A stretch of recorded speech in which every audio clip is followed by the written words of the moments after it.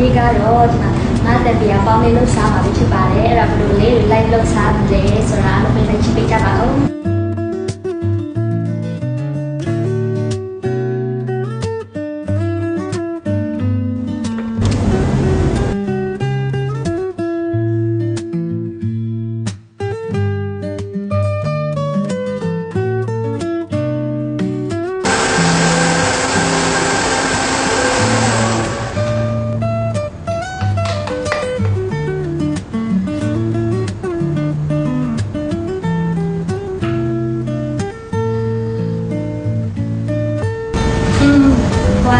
ငါတံမြာပေါင်းရသူပေးစားလို့ဒီမဟုတ်တဲ့ချက်ကိုပြုတ်တယ်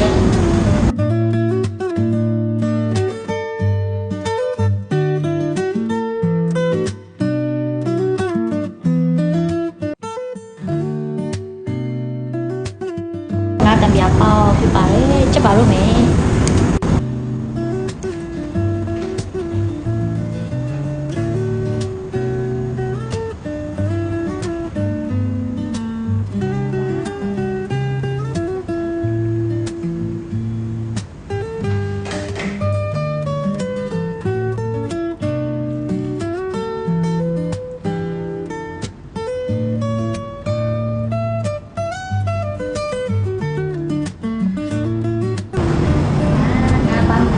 ကိုတိုင်လို့ထားတဲ့ငါးပေါင်းမျိုးရှိရှိလေးပေါ့နော်။ချင်းတို့ရတယ်ပဲဒီမှာလေ။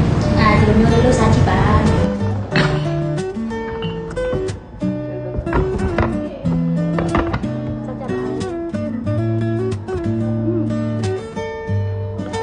ကိုတိုင်လို့ထားတဲ့ငါးပေါင်းကငါးလည်းရပါမယ်။ဆက်ပါဦး။